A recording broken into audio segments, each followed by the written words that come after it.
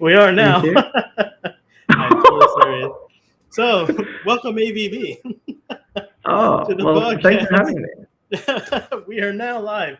We were literally talking for about good 20 minutes now, and I never hit live. But you know what I was So, wondering?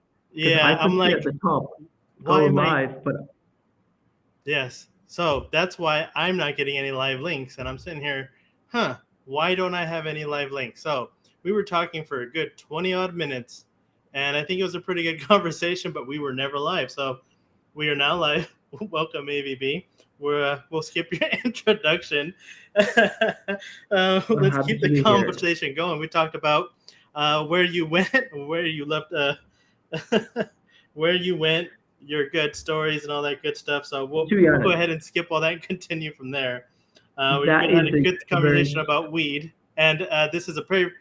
I am sober. I swear. I had no cookies, but I just didn't hit the live button. So carry on, sir. Let me calm down for a second. Yeah, too it's good. normally Suze's job to click the live button. No, it is mine, but I've maybe got a little distraction. Fair enough.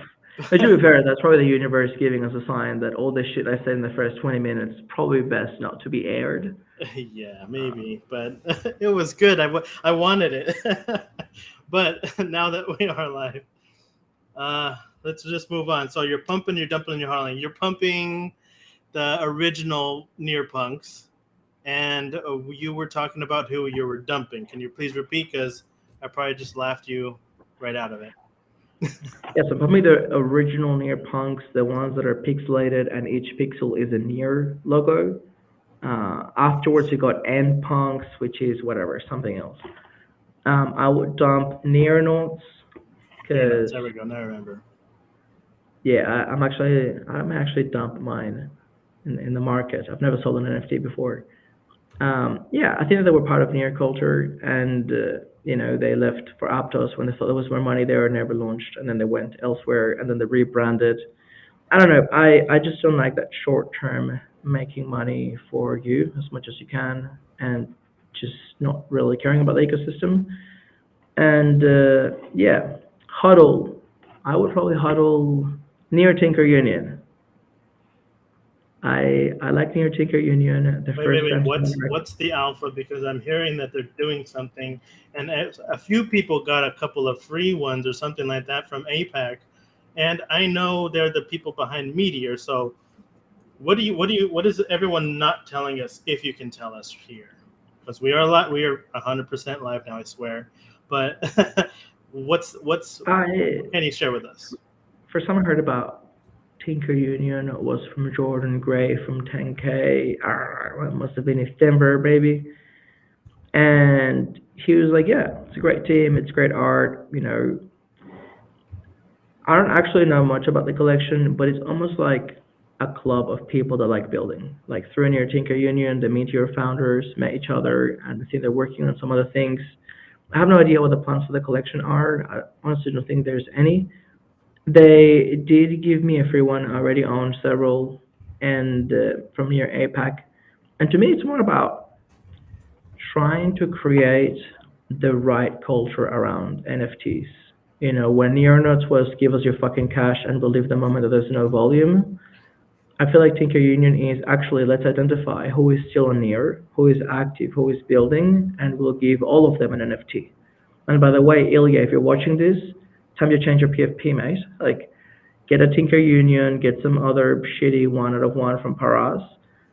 It's about having pride on who is still here through a bear market, who is still building, and who's going to be here in the next 18 months. And that's why I like them. Are they having a hard time? Probably. No one's making money. Wallets have no business model, but they show up with a smile, with energy, and they inspire me to hang around. So, yeah, holding Tinker Union, and yeah, that was the rant of the day. Yeah, yeah, no, I understand. A lot of people who were there back in the day, because I'm fairly new compared to you. I think you and a few other OG of the OGs have been around a lot longer. I've only been here since January 2022. Yes, so I haven't been around as long as some of you guys, but I miss that mint, and it is interesting to see a lot of the original PFP collections just either if they died out, we know why. But if they went elsewhere, you'd think that you'd want to at least try and stay. Maybe there are a good handful still around trying to build, and um, I guess you got to give them credit for what they've done already, being one of the original collections. But they do have to sustain to make money. So if you're saying for the people who do this full time, like like near Dragons, if you remember them, they're creating bots for everybody. But if nobody's paying for these bots, they gotta go somewhere else, right? Or they gotta pivot. But that's their background. That's what they do. So you don't think to maybe give them a little bit of slack for just trying to earn a living? I mean, yes and no. Because I'm not for chain hoppers as well. Pump and dump and then take off. But at the same Yeah, time, but it's like me saying, okay, I'm gonna create a Netflix special. You sell one series to Netflix, and then what? You're expected to make a lifetime living of royalties, and it's your first movie, and that movie was literally only about you making money, speculative. Like, if you want to become an artist, and art is your life, very few artists in life make money. Like, unless you're like whatever Joe Biden's son, selling these paintings for a shitload of money to anonymous buyers. It's a rough life. Like, this thing that we had where you could suddenly create, dog shit artwork and sell it for thousands of dollars. That was good while it lasted. I think it is irrational to me to think that you can make a living that way. Mostly because there's no business model there. It is ecosystem independent. And I saw a fantastic tweet from someone in Solana yesterday, basically raising the red flag, saying, like, hey guys, just by the way, everyone fucking hates NFTs. NFTs are dead. If Solana chooses to attach our identity to NFTs, we're all screwed. Go to DeFi, go Visa partnership. If your blockchain is an NFT blockchain, you're going to have a very hard time. Shapeshift, say you're gaming now and have NFTs within the context of games or within the context of something that has utility. So yeah, to me, wanting to maximize the gravy train while it lasts, I don't know. It's just not something that I would support personally. And by the way, I copped insane amounts of shit from the very early days for stating the obvious. Oh, by the way, SEC now is also going after all these NFT projects.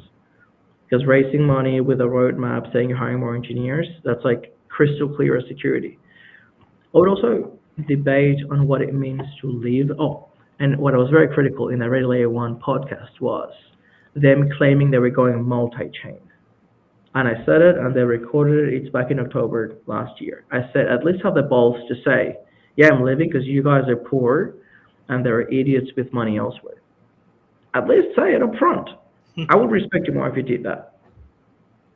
But anyway, I would also question what it means to leave a chain. Because, for instance, we launched Misfits. Misfits launched before we had the PFP copy-paste playbook, where you're able to trick 16-year-olds for long enough to keep buying your shit.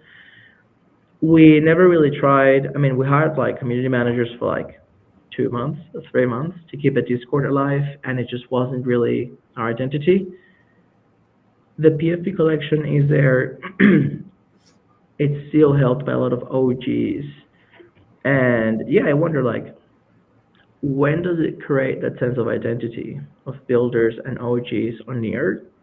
Because we're still here and because we're still adding value across many other areas. And, when has it left? Or when is it dead? Like, does that make sense? Right, yeah. Well, could you tell us a little bit about Misfits and what happened with them before we get into that a little bit deeper? Yeah, so back in 2021, we were, trying to find ways to make Near grow. And we identified that PFPs were something that was very popular in other ecosystems that were able to bring community together. We started working with the 10K team on the 10K platform to be able to have these generative mints, and we were the first one. We did a lot of like product testing, feedback, feature requests. After that initial mint, that was it. I mean, it was literally just art. It was a sense of identity. Sasha from Human Guild bought over 40, and he gave it all to founders and built us in the ecosystem. Ollie and I, I'm consistently giving them to people I onboard to Near, to people that I see building on Near and they come on my podcast. It's about belonging to a club, sort of. It's like memorabilia on Near. If you have it as your PFP, it signals a lot to me and to others in the ecosystem.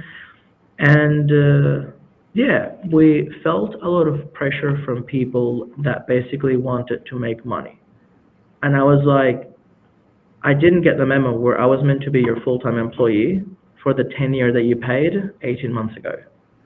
Like, that is obviously very stupid. Like, I would charge 100 times more than that per hour if you want me to work for you. And it was part of that, having to go against the crowd for a trend that, even the people that did realize they fucked themselves over. They did pretend they were going to work for somebody else for a 10-year mint or whatever. And months into it, they realized, actually, you cannot run an innovation engineering operation with a very different runway with NFT money. For this, you need accelerator money. You need VC money. You need innovation and engineering talent. So yeah, I think there was a big mismatch there where some people were confused. They bought into the speculation thinking it was the next big shit. Didn't think about it. Some people sold it thinking, well, everybody else is doing it. There was something wrong.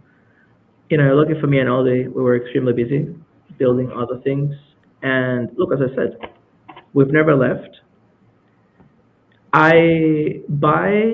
Usually when I give them, I just buy them back from the marketplace. There was one guy who bought a few sort of near the top, and I bought them back from him. Like, once again, like, we never really profited from them because, Near went like basically to zero and we never sold. But also, it's You probably lost money. Well, if you just minted them or got them for free, you didn't make much. I mean, I wouldn't say. Well, depends how you value your time. Yeah. No, okay, I see what you're saying. No, well, I thought it was a video game. I mean, I didn't get into it. I haven't looked into it at all, but I thought it was supposed to, or were you guys just kind of making cameos inside of AI Land or something like that? Or it was called Amber Metaverse at first or something like that? No. So Misfits is just a PFP. Okay. Ole has always had a game in his mind, and they're working with some like Unity stuff. But once again, like, we were always very clear not to have a roadmap, not to have any promises, not to have anything that implied that by paying 10 Near, you were A, going to get a team of people working for you full time, B, going to make a 10,000x and never have to work a day in your life, and C, expecting something in the future that may or may not happen. Like, that's, I feel like a lot of projects were very misleading in that sense. I think a lot of them were back in the day. Everyone was just buying to make a buck or two, and it made sense back then because it was kind of pumping for a bit, and you can buy anything and you double your money. I remember you just mint anything. You didn't care. People were fighting over whitelist or begging you, and at the time when I first got around or started becoming very active in January, February at the time, 2022, people would buy and sell whitelist, literally, like in the Gen chat, like, hey, I got whitelist. Does someone want to buy it off me? I'm not interested in this project, but I won it. So does anyone want it? I'll sell it to you. And everyone was just like, what the hell are you doing? Sit in the Gen chat selling your whitelist? Like, some people would get in trouble. But anyways, people were literally doubling their money. And I think around that time, I wanted to say it was trading for 10, 11, somewhere around there, maybe 8, I think. And, I think every mint was about $50. So if you're minting 2 or 3, of these shit PFPs, that eventually became shit PFPs. They probably weren't at the time, but you know what I'm saying. But anyways, people would buy 2 or 3 of them and then flip it right when it hit secondary, because that's all you would hear people say, when Paras, when Paras, when Paras. And they're just looking to flip their mint, and people were making money. It's interesting to see that PFPs had that boom on Near, and now like you go buy a PFP, you're gonna pay one or half a Near 0.1. Did you come from Solana? No, actually, I came straight to Near. Okay.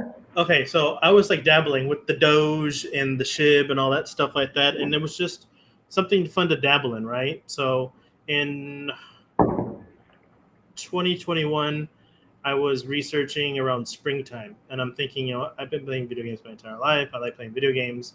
Play to earn bubble was booming, at that time, and I got it to Gods Unchained summer 2021, and started learning how to mess with like my own wallets and stuff, not just the exchanges and stuff like what do I use? Coinbase. Brain fart, sorry. Coinbase. So, well, I wouldn't say an exchange really, but you know what I mean? The middleman.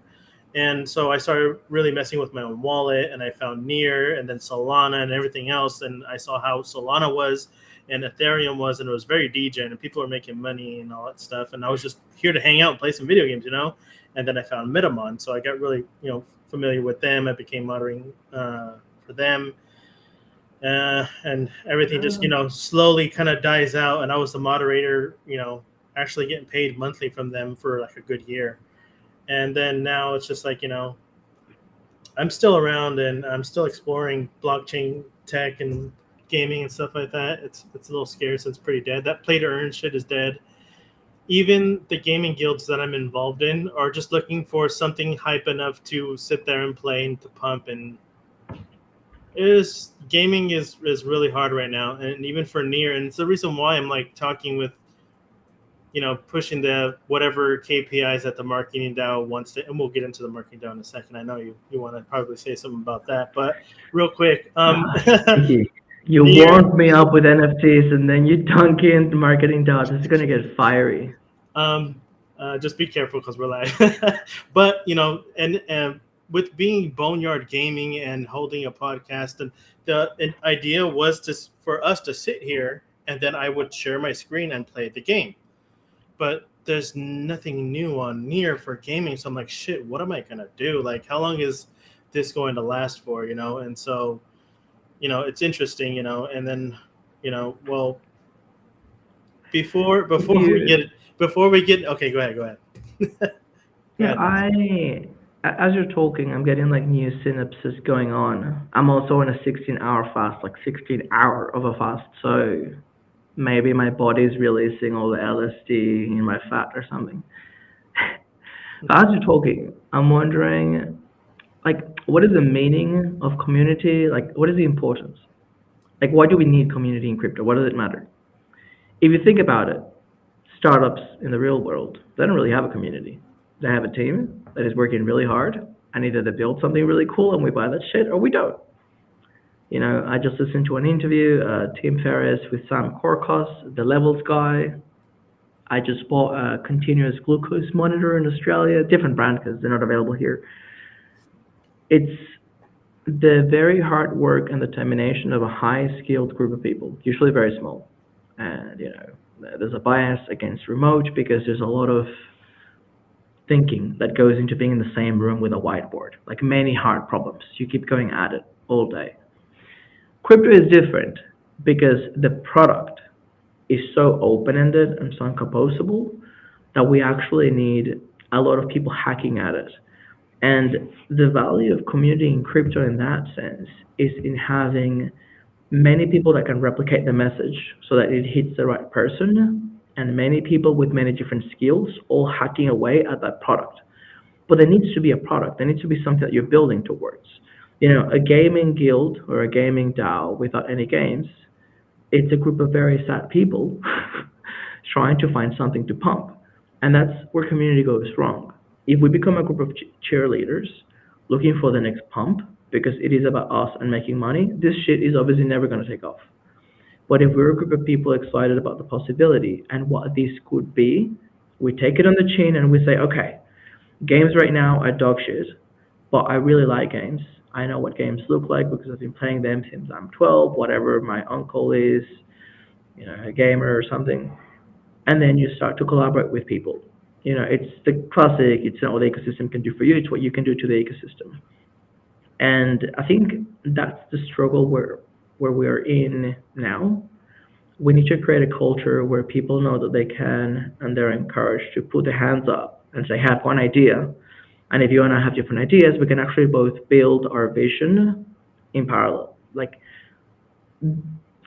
there is competition for resources. If you look at things like funding, perhaps, but you don't have to ask for permission. The Play Amber guys have a very different approach to games. They do hyper casual games, they do mobile, they're doing Web 2 to Web 3. A podcast with them was really eye opening in the sense that I could finally see the tension that hyper business model spreadsheet approach has with something like the Human Guild approach. Indie hackers, this game is my passion. I've been working in it for 2 years. It barely works and no users.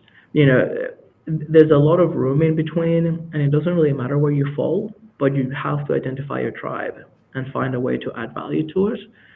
So yeah, I forgot how that rant started, but hope it helps. Gaming. No, but the gaming guilds, it's not only Web3.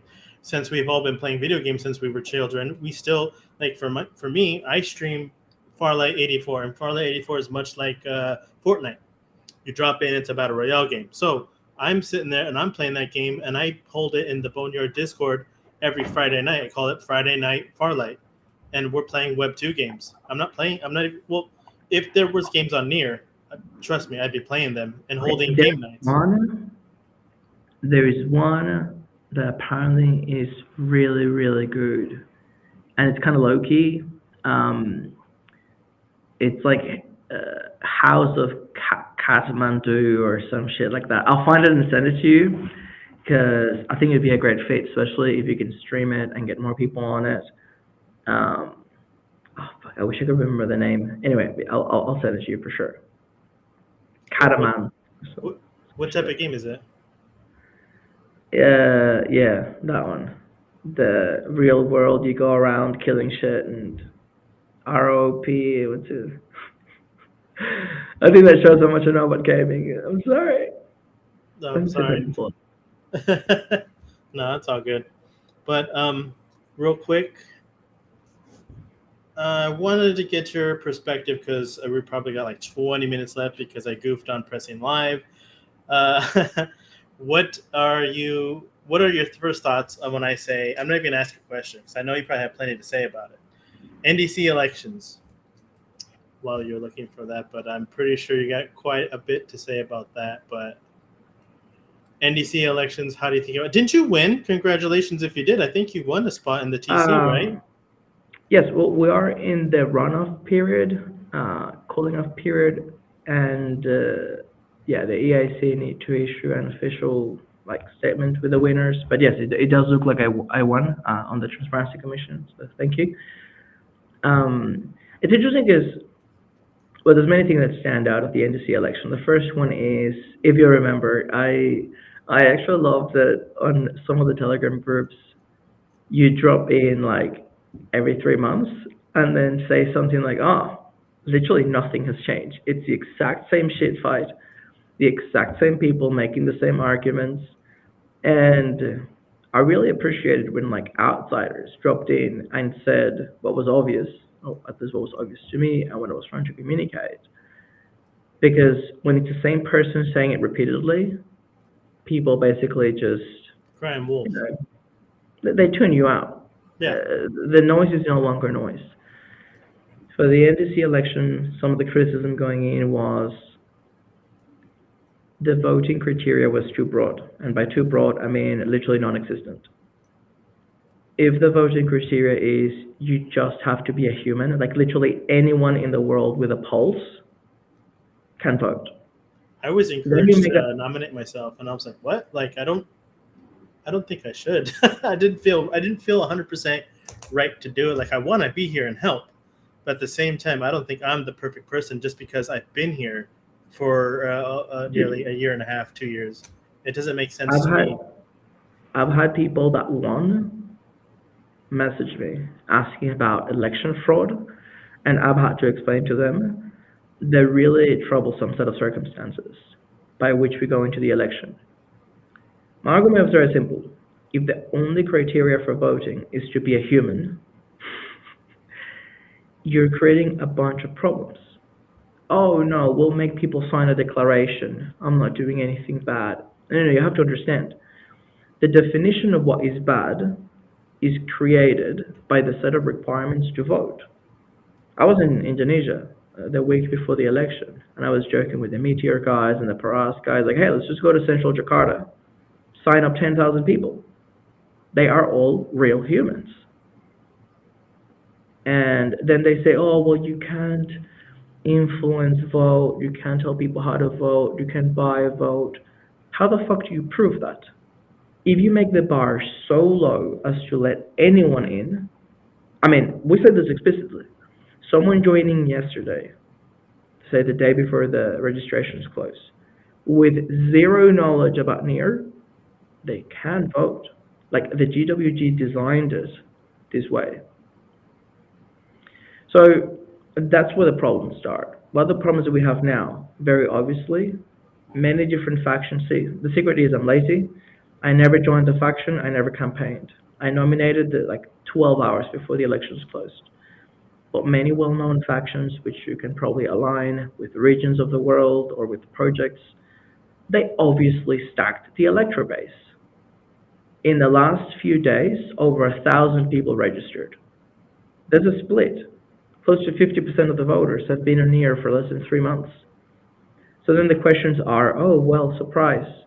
A fuck ton of people that have no knowledge about NIR and no connection other than the person or the community that onboarded them, they all voted the same way. Oh my God, who could have told?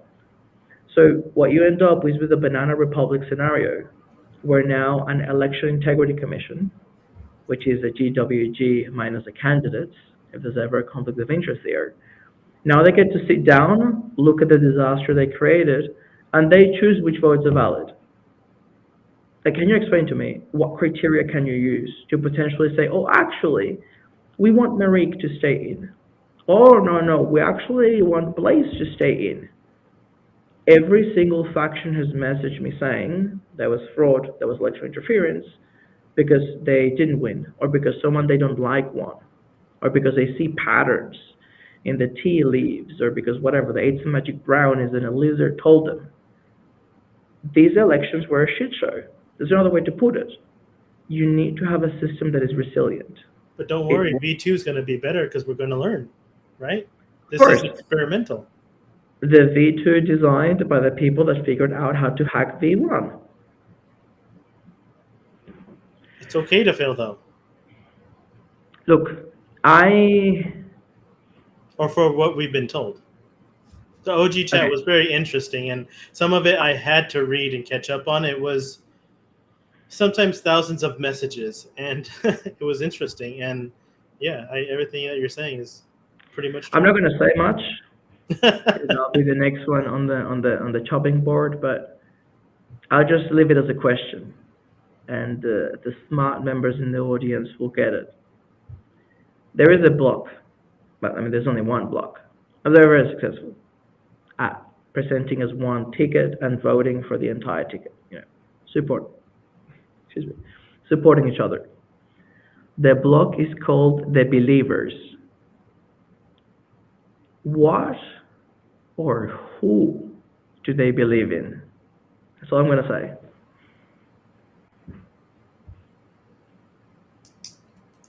We'll mark that question. Always a master plan. We'll leave it for the audience to think and figure that out. Find me in 4chan, username pizzaboy69. So, without pointing any fingers at anyone, I want to talk about, I talked about this, and this has to do with the elections as well, is the campaign that, Sheldon brought up the Aurora community. So, it's an election, and it's a campaign, and they campaigned. I want to say, from what I've heard, I did no research on this, half of the people who have been or look like to be winning with votes is the Aurora community. Can you give me your thoughts on that and how that went down? And Yeah. I remember when I was at university, I used to do like a lot of catering. We used to do the foodie stadium, Australian Open, tennis, and some horse racing. And this dude, very drunk, he's like, "Oh, you're a cool guy. I'm gonna tell you which horses are gonna win over the next few weeks, so you can go and bet on them, and you don't have to work this shitty job." And I thought he was drunk, and I thought it was crazy. But then he said something that kind of makes sense, because that industry is very corrupt. He's like, "Look, you have to understand, the race is not won by the best horse, by the fittest, by the odds, by the math. That's all fucking wank. The race is won by the person that really wants to win it. There's always a different set of incentives and whatever. Sometimes people rest on the laurels, they're already winning, they already made money. Sometimes people really need to win for whatever reason. Aurora ran out of money. They've got no money left. Foundation refused to give them money. They were not able to raise money privately. They've had to lay off a bunch of their core engineers and talent. This is the only chance they have. That's just the truth. If NDC doesn't fund Aurora, Aurora is dead. Do I blame them? No. This is a path to survival, and I think that they had a strong interest in making sure that whoever took over the NDC was going to support the key organs of the ecosystem. Let's play scenario planning. Let's assume that the usual crowd, the GWG geniuses that delivered this solid governance model, the creative DAO people that by now have extracted over $3 million, there's a very good chance that if they sat down and they saw a proposal from Aurora, like a proposal to keep them alive type of proposal, they would have said no. So I think that may paint a light as to why they were much more motivated to show up. Maybe other parts of the ecosystem. By the way, there's a correlation. The most successful projects didn't run a candidate. Sweatcoin didn't run a candidate. Like Ember didn't run a candidate. There's many other examples of people that are just too busy building and winning. I don't know whether it's good or bad, to be honest, but the truth is NDC is a liability. Like, you're taking a lot of time of your day for shit pay to deal with crazy people on the community side that have unrealistic expectations on you. If you don't have to do it, you don't do it. And that's why I think it's been fascinating to see so many OGs come forward and say, okay, community needs an intervention. Clearly what's been going on now doesn't work. Foundation handed it off 9 months ago. The previous months before that were just a write-off. And whatever's been happening this year clearly doesn't work. We've got a marketing DAO that it's now a monarchy. The only thing it knows how to do is to pay for itself, and it's ever-growing, council's payment. The marketing DAO charter shows that they're lacking in many, many ways, and they just keep entrenching power. Carl is now a trustee and a council member. And anyway, list goes on. So yeah, I think that the results were not what a lot of people expected, because if you had to do a fantasy football team pick, it would have looked different. I mean, my fantasy pick, as you can go see on the blockchain, looked different. I was very pragmatic. I got people from MetaWeb that represent a lot of the community in China. I got people from Calimero. I got different people from Pagoda. I got different people from Foundation. My pick was much more balanced to make sure that all interests are in. Maybe the reality right now is, fuck everyone. Pagoda needs help or it's going to die next week. This council may be overrepresented. Look, there's a very good chance. They get money, they start doing well. We may have one candidate from Aurora, next council term. Once again, this is not something that people do because they enjoy. And if they're enjoying it, I think that we really should be wary about it, because it's a lot of ungrateful work. Yeah, it's one of the reasons why I don't want to mess with it as well, because I was being encouraged to run, and I don't think I probably would have won anyways. But I'm in America. I mean, like I said, I'm from California. We were probably offline at the time when I said that, but to get the amount of money that they give to do this, I'm just like, it's too much of a headache. I'll let the V1 guys deal with it, and then maybe they can think to change the pay later or something like that. But And I think it's just too much of a headache to deal with, um, based on my geolocation. So I just didn't want to deal with the headache at all. Like, no, thank you. That's it's Yeah. like minimum wage in my country, and no, And they're like, well, they're only asking for like 20 hours a week, and I'm just like, still, Yeah, I no. mean that's another shortcoming that at least there is an awareness of it and it needs to be addressed. I mean, I was actually asked to contribute towards a compensation working group, which hasn't, I mean, it didn't really take off. I didn't do it at the time. There is an acute awareness that some people in some regions are getting grossly overpaid. Like 2,500 US in some countries would be the equivalent of 25,000 US. And 2,500 US in some countries, like in Australia or in the US, it's minimum wage. So there is an acute awareness that there needs to be, I guess, like a base level of commitment, like you show up and vote, like you represent the House, and you can be called upon to do a minimum set of criteria. But there's also the recognition that, well, first, as the workload increases, obviously, so does the compensation. Dude, I did most of the work for the Marketing Dow Trust, and those lawyers charge over $50,000. I got 2,000, and that's when I'm saying I didn't spend 7 years at fucking university to be doing all this legal work because I've got another four people that are useless in law, and I happen to have a law degree. That's not my job. If you want Well, me to do legal work, I get compensated as legal work. Otherwise, we can talk to those guys. They get 50,000. I give zero fucks, actually. I would much rather pay someone 50 than get him bent over and used for 2,000. So anyway, that's an example. But the other one is being able to index people by location. Yeah, I mean, most corporations do this. It's a no-brainer. I actually met someone from a foundation based in California. They want to move elsewhere, but if they move, they get paid less. At the moment, they get a little bit sense. more because they're in San Francisco. It's very expensive. So these are the nuances that we have to take into account. And once again, like it's not to pay people less; it's actually to be fair to people. So you're in the Netherlands, you're paying 60% tax. You're not getting anything. You're in Colombia. Dude, I lived in Colombia for 4 months. 2,500 US. It's like baller money. Like you're buying property. Like you're buying property within the year. Yeah. It's not fair. That's the truth. Like it's not fair to the people that are in different places and to the community treasury. Like if we can be very savvy about the way that we spend money, then we have a longer time frame to operate.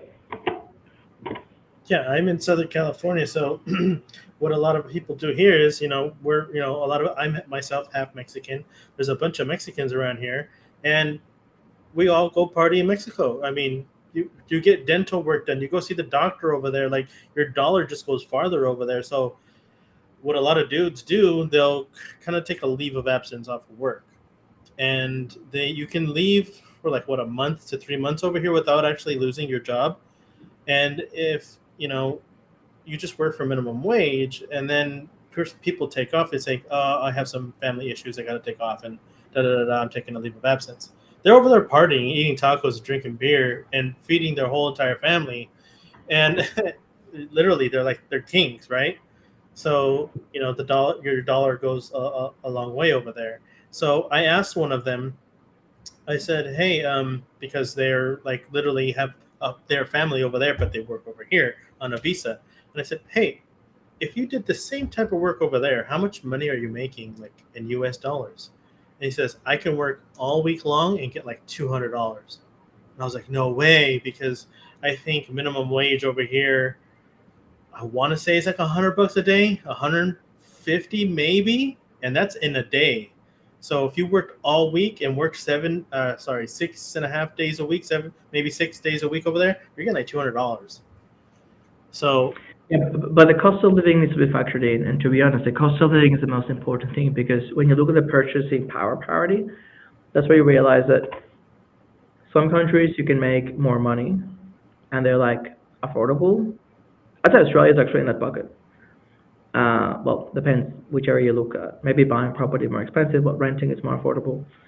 There are some countries where you're making shit money and it's not affordable, and there are countries where you can make good money. There's like a matrix, and I think that's the important thing. Like, hey, if you're making less money in Mexico, but you can actually afford to live way better than in the US, then us paying something that is indexed to your country, it's actually not bad because you're still living way better than somebody in a different country.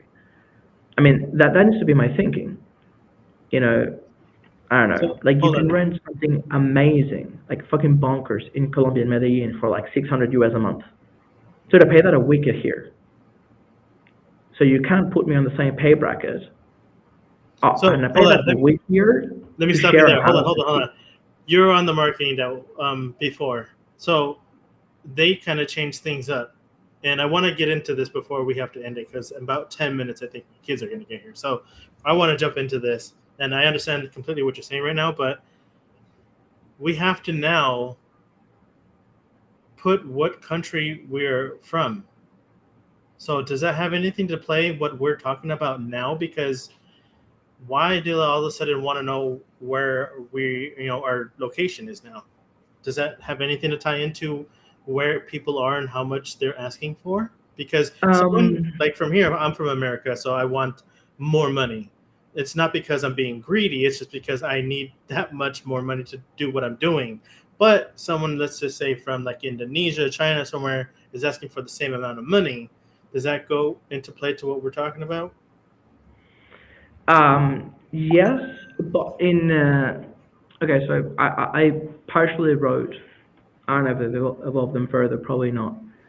So there are guiding principles in the marketing DAO charter, one of which is always create more value than you extract. So usually we don't really care how much money you're asking for, as long as it is obviously creating that or more value.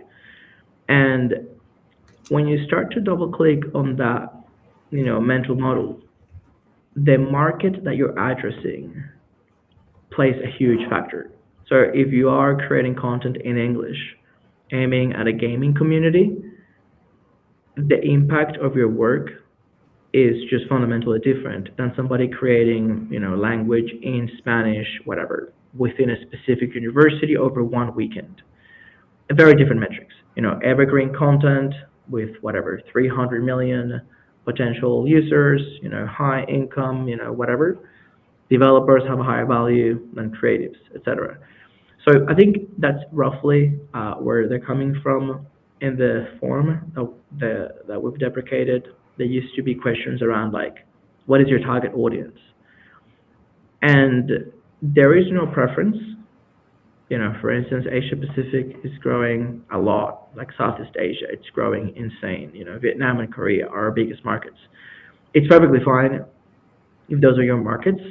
I think it's just more a way to fine tune what does value look like and how can we quantify that. So for instance, in some counterintuitive ways, creating a proposal for Vietnam or Korea now should be seen through different lenses. It won't, because the marketing DAO councils, half of them are fucking clueless. But if they did it properly, you have to look, okay, Foundation has invested millions in the hubs in those regions. Those two hubs are creating insane amount of value. How much return are we going to get for a 10,000 US marketing DAO for a small isolated thing? Are there synergies? Where can we play together? And if you want to come in as a player in a very advanced market, you're at a fundamentally different threshold. Like the amount of awareness in those communities is different. Like the problem that we have is that public money has no ownership. It sounds kind of obvious, but bear with me. When I have $100 in my pocket, I am very picky on who I give the money to because it's my money. Like it hurts me, and I see joy when it yields return. When you've got 100 million in your treasury, the reality is all these council members give zero fucks how it gets spent, as long as they get their monthly salary. So the challenge that we have is we tend to be very slow in updating the criteria or the thresholds for handing out money to be able to match the needs of the ecosystem. That's why the new foundation is basically hand holding the marketing DAO and treating them like children to force them to update to the realities of the market. Because at the beginning, we had a lot of entry level content, which is fine. Very new ecosystem, not much to report on. At the moment, the ecosystem is changing. We need to be better at highlighting all of the technical tools and primitives that we have to empower people to build stuff. Meta transaction, fast auth, all these onboarding tools, Mint-based, the Kuno, go to the Webbot and the Twitter spaces have been holding. We need more builders to be aware of this, to hopefully create that new wave of products that then also need a lot of visibility. So it's having that ability to really move fast and prioritize things that I think we're lacking. Yeah, it's interesting to see the way it's going and how much it's changing, and I want to say it's changing for the better. But I'd love to pick your brain about this, especially this topic, a little bit more. But my kids are here, and I'd have to cut it short. If we would have pressed live, if I would have pressed live at the beginning, we would have been here for over an hour. But yeah, we got to end it right here. And I wish we had like another hour, but our time zones don't match up very well. So thanks for coming on. And I need to get you back on here, and then we need to do it. Maybe I could just stay up to like midnight or something, and it'll be your morning. And or I pretty sure I'm blacklisted from the marketing DAO, but if you want to ask funding for me to go to California, we can do this in person next time. That'd be awesome. We need to link up again. This was fun, and it feels like we were only here for like 20 minutes. So yeah, thanks for coming on, and I don't want to end it, but thank you, AVB. We'll be back for sure. All right, bro. Thanks so much for having me.